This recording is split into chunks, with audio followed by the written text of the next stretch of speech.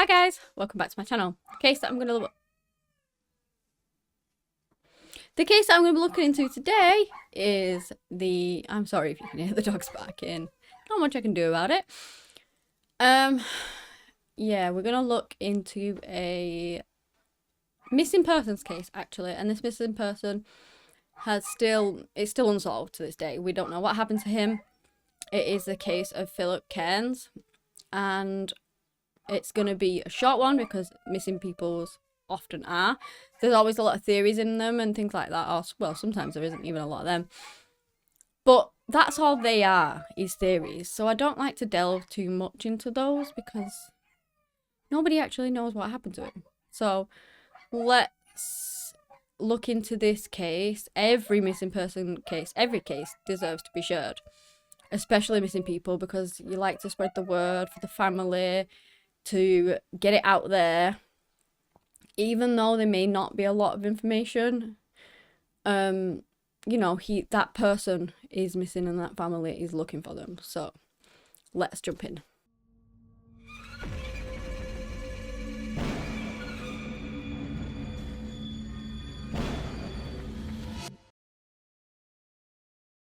Philip Cairns was born on the 1st of September in 1973 to his parents Alice and Philip Sr. Now, there was also, I think there were 5 other siblings too, so he was like one of 6, I think. And they were born in Rathanum in Ireland. When Philip reached the age of 13, he went to secondary school, which was, I will not be able to pronounce this, so I am deeply apologetic of what I'm going to butcher in a minute, but Colaste Iena Secondary School. I read it over there so that I could try and get it a little bit more right, but it's probably nowhere near, so my deepest apologies on that one.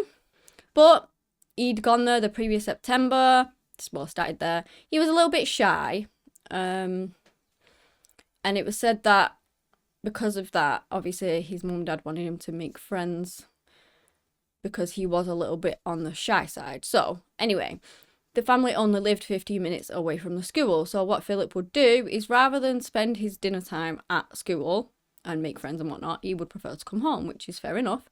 So that's what he'd do. He would walk home on his lunch break, have his sandwich, maybe do a bit of homework or something for the next lessons, and then he would walk back to school.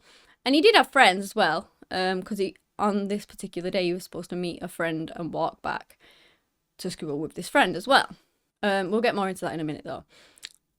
How I said that there was 6 siblings, he had 4 sisters and 1 brother. And he was the eldest, they were all younger than him. Now, Philip would love playing with his brothers and sisters, love spending time with his family. He really enjoyed going fishing, and it was something he did a lot with his father. In fact, like the weekend before Philip went missing, he was fishing with his father at the lake, and they had made plans to do the same next week. So, you know, he had plans for the future. He loved the outdoors, he loved playing sports and things like that. Now let's jump to the 23rd of October in 1986. As I have mentioned before, he went to school like normal. He came home for his dinner. His mother was in, and his grandmother, and she said that she didn't see anything. Philip just seemed normal, you know, there was nothing out of the ordinary for him happening. He ate his sandwiches, he did his homework, he went back out the door. Now, nobody actually saw him left, but he shouted goodbye to his grandmother, who lived with them quite often. And his mother heard the door shut, and that was it. Philip was gone back to school as far as she was aware. And that was about 1:30, I believe.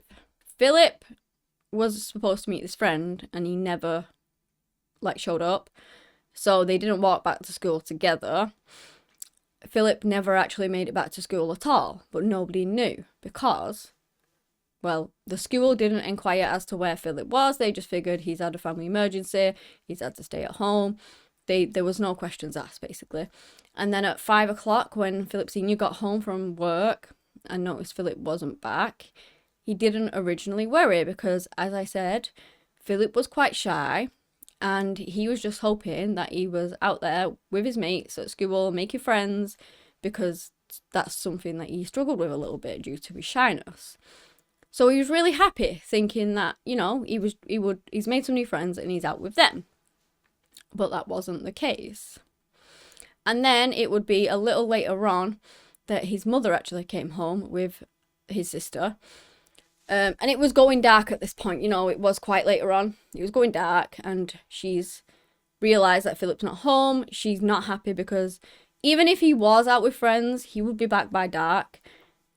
So then they began to really worry, and they began to look for Philip, ring around anyone that could know where he was, contact the school and whatnot, in which they found out that Philip never even returned back from his lunch break. So then they were really panicking, and that is when they rang the police, which is called like the Guardia or something in Ireland, or something similar like that. Them are the ones that took on the case anyway. But you've got to bear this in mind. Philip was last seen at 1:30ish. This was now getting on for 7 o'clock. So many hours have passed by, and nobody knew what happened to Philip in that time, and God knows where he could be right now, basically. Regardless of like, sometimes police say, you got to wait so many, 24 hours, it's a runaway, blah, blah, blah. They scrapped that. They didn't care. It was out of character for Philip. He was 13, and they immediately started looking for him. Along with the parents, they were doing media appeals. They had people searching everywhere, and the police thoroughly searched the areas as to where they thought Philip may have walked down or gone. Even where they thought he didn't, they had just a massive search radius of looking for him, but they didn't really find anything. They were searching rivers. They had hundreds of people out there, officers, public. They put out posters of Philip. They had him on milk cartons. Honestly, anything you can think of, they were trying to do, just to raise public awareness that this boy was missing, and if you saw him, then you needed to contact someone. They brought in Philip's friends from school, questioned them. That didn't really lead to any answers either. Now, 2 days after searching for Philip, his backpack actually turned up. 2 girls walking down this path found it. It was like this concrete path. It was a path that the police had actually searched previously, so they are adamant that it was not there. And in fact, even these girls had walked down it previously that day and said the bag was not there, but later on it was, and they found it. When they opened it, there were some books inside, but there were some books missing, which was his religious books, because that is something that I haven't mentioned. His family was highly religious, and Philip took on their religion as well, and he was also a very religious boy. So he had these religion books in his bag, and those were actually missing, which is a bit weird. It's thought that because this bag wasn't there and hadn't been there all along, either someone placed it there late. Well, someone obviously placed it there later, but like the reasons behind it, was it like to try and do a ploy to the police and try and get them off the scent, or was it simply the fact that somebody else had found it, like a kid panicked when they realised whose bag it was and put it in a more sort of visual area where it would be found by someone else, because they didn't want to be known to have found it, if you understand what I mean. So that was pretty strange, but they actually did get DNA off of this bag. But bearing in mind this is the 80s, so nothing came back at that time as a match, and it still actually hasn't. But there's also some people who think that maybe, like I said, the DNA could be a kid who just stumbled upon it and then put it there, or it could be that somebody hired somebody or paid a bit of money, some kids, to just dump the bag there later. Who actually knows? It just is the potential that this DNA may not be the person that, well, if there was a person that took Philip, it may not be that person's DNA. It could be someone else's entirely not related to the case. So it didn't really help, to be honest. The searches did continue. The weeks went into months, the months went into years, sadly, and still nothing on Philip. There were loads of tips coming in, loads of, all of that stuff, but it didn't lead anywhere. There was even over 400 sightings, I believe, that each and every one would have been investigated, but still nothing. Over the years, although Philip's family did like to keep... So I'm not trying to say that they wanted to keep Philip's case out of the public eye. That is far from what they wanted to do, but they had their personal life and they kept themselves very private, but wanted his case to still be out in the public. So they did make certain appeals and things over the years, like on anniversaries and things like that, to try and keep Philip's case in everyone's minds. They did, on the 20th anniversary of him going missing, there was a renewal, a big upheaval of it, because it was going around again. The police, it was being said that lots of people had sent tips in and the police weren't acting on them, so they uphold it all and had a look into it all again, but again didn't find anything. They also did a reconstruction of what Philip may look like now. Well, not now, but then.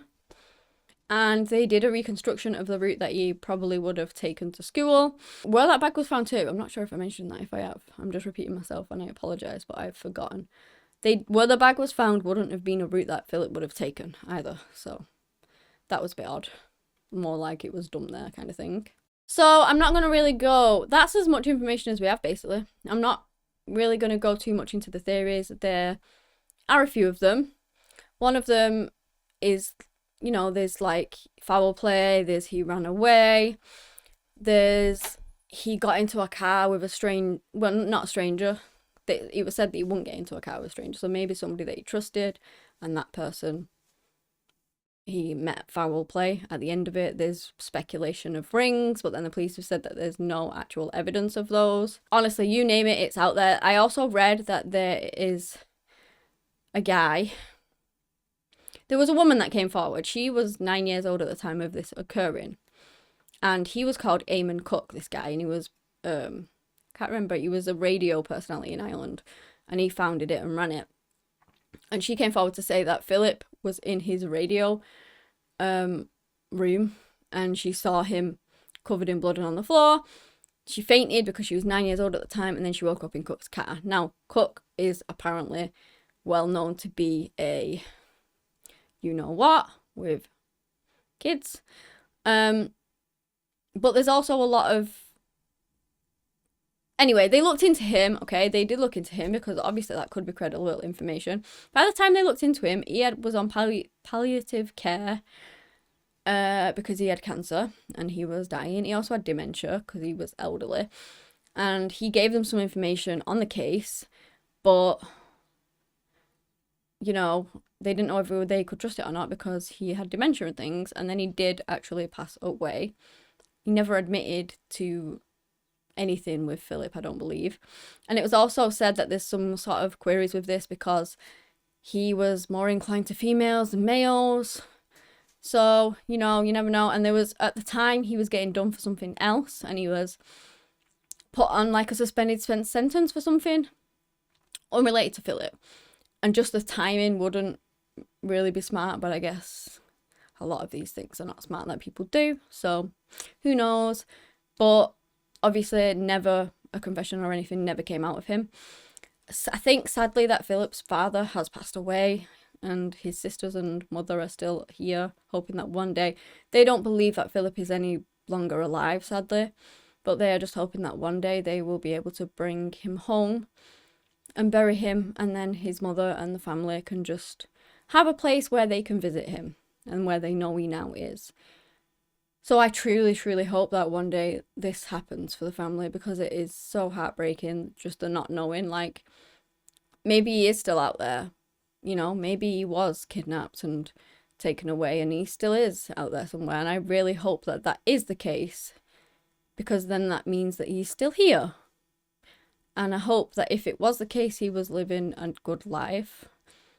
But if he met the alternative and he met foul play, then all you can hope is that one day somebody comes forward with information that may lead to the recovery of his body. So, well, his remains at this point. It's been a long time, and I really hope that he's brought on one day. But yeah, that's the end of this video. Thank you so much for watching. If you enjoyed this content, thumbs up. If you would like to, subscribe. But yeah, that is the end of this, of the case of Philip Cairns. Thank you so much for watching, and until next time, bye.